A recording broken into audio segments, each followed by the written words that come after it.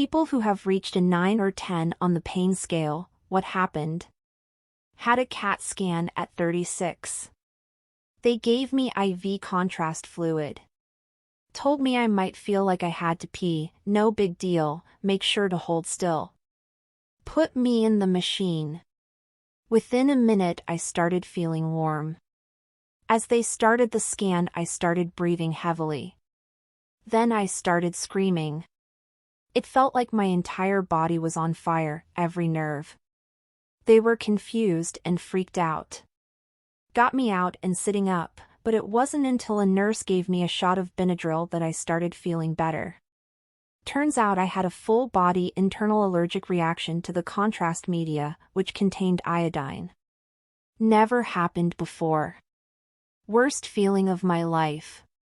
My great-uncle died due to this exact scenario, massive allergic reaction, and they weren't able to save him in time.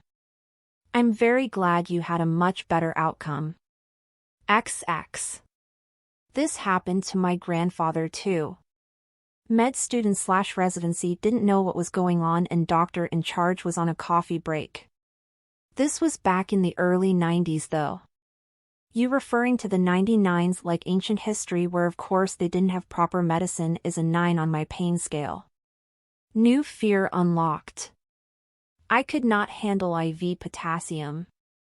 The nurse told me she was going to push it very slowly and with a lot of saline, and it still felt like my entire arm was on fire and the fire was spreading. So she flushed with pure saline, then started pushing the potassium slower and with more saline. Still had me screaming.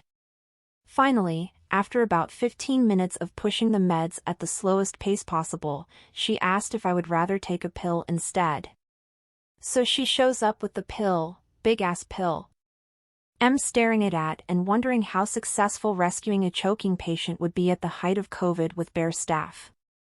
So I decided to break it apart, tossed half in my mouth and I couldn't get it past my throat. Took a few panicked moments before I finally forced it down. I start working up the courage to choke on the next piece, and the nurse walks back in and tells me I can just dissolve it in the water and drink it. Nurse for 38 years. Have never, ever given IV push potassium to anyone. Not in a code situation, not in a non-emergent situation. Never. I was even in a code and diluted 40 milliequivalent in 100 ml and ran it in open IV. I will admit I don't work ICU. Hey ICU nurses, is K ever given IV push? ICU nurse K is never given IV push ever. A pharmacology professor once said, you only give 4 push potassium if you are a nurse at a certain facility in Huntsville, Texas. Yeah. Lethal injection. I made a longer response to another user with more details if you want to look at my comment history, but this also happened to me. Basically, my K was around 1.7, I went to the ER, I was put in a non-ER room, the nurse tried to push undiluted potassium in my IV and I too thought my arm was being ripped off.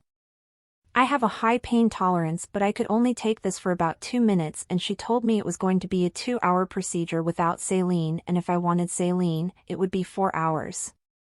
After a few expletives, she diluted it. Worst pain I've ever been in and I've been through childbirth, tailbone cracked and 2 hips replaced. I've never heard of IV pushing potassium other than being told it would stop the patient's heart. Maybe this person was in a certain facility Huntsville? There is only one place you are allowed to push K through an IV and that's for death sentences. Perfusionists and anesthesiologists will give it during open heart surgery when they want to stop the heart and allow the heart and lung machine to take over. Ruptured large intestine. Morphine helped a lot. I had a blockage in my small intestine. Don't think it ruptured per se. But the morphine didn't do anything after 12 hours and that was the sign for them to do exploratory surgery. Also the second time I have had a blockage in my life. Crohn's enjoyer here, had several intestinal blockages over the years. Ambulance routes for a few of them. That shit hurts, huh? Crohn's enjoyer. That shit hurts cracked me up too. Not the situation, of course, the phrasing. I didn't even catch that shit until I read your comment. Bacterial meningitis. My brain felt like a contained explosion that was trapped reverberating in my skull, but it wanted out and constantly let me know about it. Fuck, the meningitis headache felt like I was hit with a brick. Same here. The worst headache I've ever had by leaps and bounds. I asked God to free me from the pain. Didn't have bacterial, but I had viral meningitis, and the headache combined with neck pain and light sensitivity was just god-awful, and that shit lasted weeks. I felt lucky it wasn't bacterial, but spent the weekend in hospital, and then a long and slow recovery at home was no joke. My daughter had viral meningitis when she was 7. She was screaming in pain and literally rolling on the floor. It was so scary. I put her in the car and rushed her to the hospital, and she started projectile vomiting. I called ahead and nurses met us at the door and whisked her away. Her temp was stupid high and only oxy helped with the pain. Scariest time of my entire life. Ovarian cyst burst.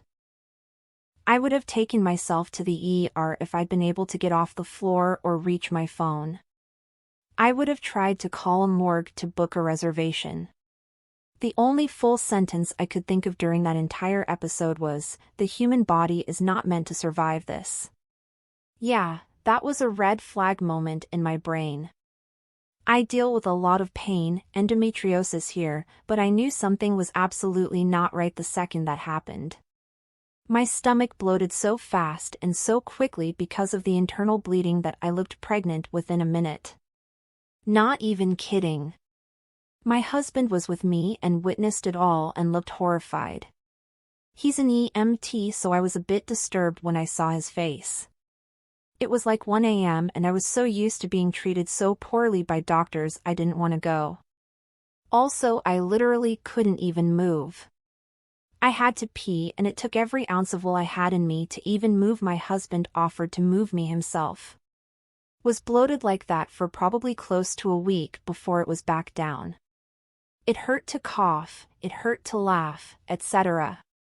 Also, the shitty nurse assumed I was drug-seeking when I showed up to the ER after urgent care sent me there 20 hours later. When I forced myself to go to the doctor, I was faint.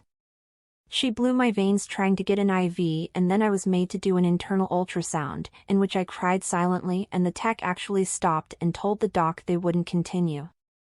Finally the MRI/CAT, the one with iodine, revealed it, and the nurse was clearly embarrassed when they told me something was indeed wrong.